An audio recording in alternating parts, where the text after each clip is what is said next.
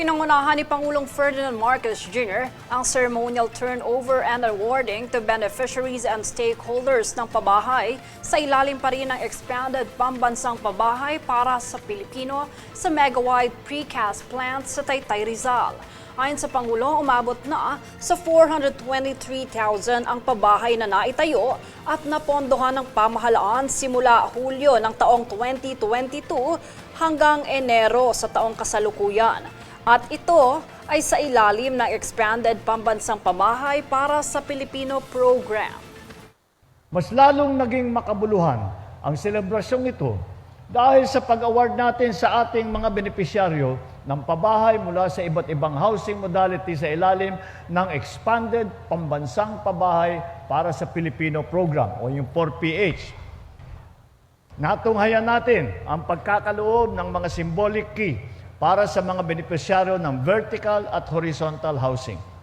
Nagbibigay din tayo ng Certificate of Lot Award at cheque na magagamit ng mga pamilya para sa land at site development sa ilalim ng Enhanced Community Mortgage Program o yung tinatawag na ECMP. Iginawad naman natin ang Certificate of Entitlement para sa mga benepisyaryo ng Presidential Proclamation na dekada-dekada nang inaantay ang araw na ito. Sila po ang mga kinatawan ng mga pamilyang natulungan natin na makamit ang pangarap na panatag sa lupang tinitirahan at bagong pag-asa sa bagong tahanan. Naway alagaan ninyo ang inyong mga bahay at punan nito ng maraming magagandang alala kasama ng inyong mga mahal sa buhay. Ang mga tagumpay na ito ay bahagi ng ating masinsinang pagpapatupad ng programa ng pabahay.